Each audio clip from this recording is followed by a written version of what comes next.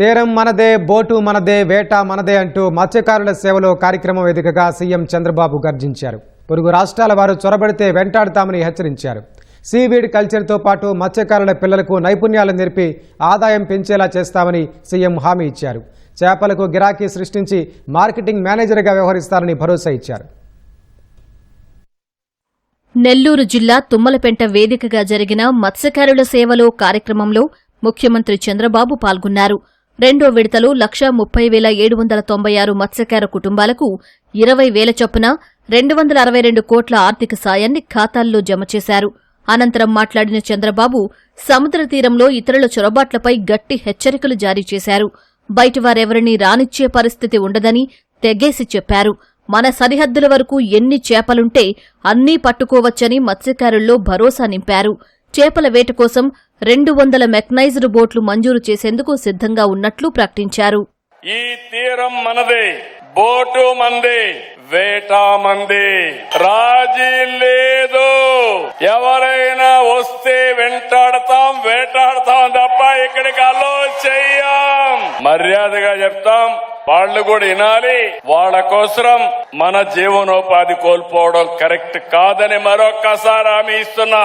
పూర్తి నిఘా పెడతాం. ఎవరో బార్డర్ దాటి వచ్చినా వెనక్కి పంపిస్తాం. శాటిలైట్ తిరుగుతా ఉంటుంది. బోట్ ఎంటర్ అవుతానే కలెక్టర్ కి మెసేజ్ వస్తుంది. అక్కడి నుంచి ఎవరిని అలో చేసే పరిస్థితి ఉండదని మరొక్కసారి మీ అందరికీ హామీ ఇస్తున్నా.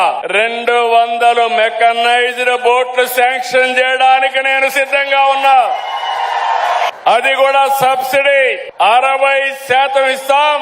మిగిలింది రుణాలు ఇప్పించి మిమ్మల్ని ఆదుకుంటాం. మత్స్యకారుల సాహసానికి సముద్రమే వేదికన్న చంద్రబాబు జువ్వలదిన్నె ఫిషింగ్ హార్బర్ పైన, సాగర్ డిఫెన్స్ ప్రాజెక్టు పైన దుష్ప్రచారాలు నమ్మొద్దని పిలుపునిచ్చారు. జువ్వలదిన్నెలో అత్యాధునికమైన షిప్పింగ్ హార్బర్ వచ్చింది. 288 కోట్లతో అభివృద్ధి దిన్నె షిప్పింగ్ హార్బర్ నిర్మాణం జరుగుతోంది. 87% పనులు పూర్తయినాయి. ఇది మీకోసం నిర్మించింది. ఇది మీ సొంతం. దీనిపైన ఫేక్ ప్రచారాలు నమ్మద్దండి. ఇక్కడే సాగర్ డిఫెన్స్ ప్రాజెక్టు పెట్టినప్పుడు మీకు అనుమానాలు క్రియేట్ చేశారు. ఎవరికి అనుమానం వద్దు. ఇది దేశ రక్షణ కోసం చేసేది. ఇందులో పనిచేసే వాళ్ళందరికీ మన ఊర్లో ఉండే వాళ్ళకి స్కిల్ డెవలప్మెంట్ చేసి మీకే ఉద్యోగాలు ఇప్పించే బాధ్యత మేము చూసుకుంటా. మా ఆడబిడ్డలు డాక్రా సంఘాలకు హామీ ఇస్తున్నా. మగవాళ్లు వేటకపోతే మీరు సీవీడ్ పండించి దాన్ని అమ్ముకుంటే ఆదాయం పెంచే మార్గాన్ని చూపించే బాధ్యత మీ అన్నగా నాదని మరొకసారి మా డాక్రా సంఘాలకు హామీ ఇస్తున్నా. చేపలు ఎక్కువగా తినాలని పిలుపునిచ్చిన సీఎం మత్స్య సంపద మార్కెటింగ్ కు తాను మేనేజర్ గా వ్యవహరిస్తానని హామీ ఇచ్చారు. చేపలు మంచి ఆహారం. ఇప్పుడు ఎక్కువగా కార్బోహైడ్రేట్స్ తింటున్నాం. బియ్యం అంటే కార్బోహైడ్రేట్. అది తింటే షుగర్ వస్తుంది. షుగర్ వస్తే గేట్వే ఫర్ ఆల్ డిసీజెస్, అన్ని రోగాలకు గేట్వే. అదే గాని మా మత్స్యకారులు పండించిన చేపలు తింటే ఇది ప్రోటీన్. ప్రోటీన్ తింటే డయాబెటీస్ రాదు. డయాబెటీస్ రాకపోతే మీ ఆరోగ్యం బాగుంటుంది. నేను ఈ మధ్య కాలంలో రైస్ తినడం మానేసా, ప్రోటీన్ తింటున్నా. ఆ ప్రోటీన్ పండించేది మా మత్స్యకారులని మరొక్కసారి విజ్ఞప్తి చేస్తున్నా. ఇంతవరకు మార్కెట్ చేసుకోలేకపోయాం. నేను మీ అందరికీ మార్కెట్ మేనేజర్ గా పనిచేస్తా.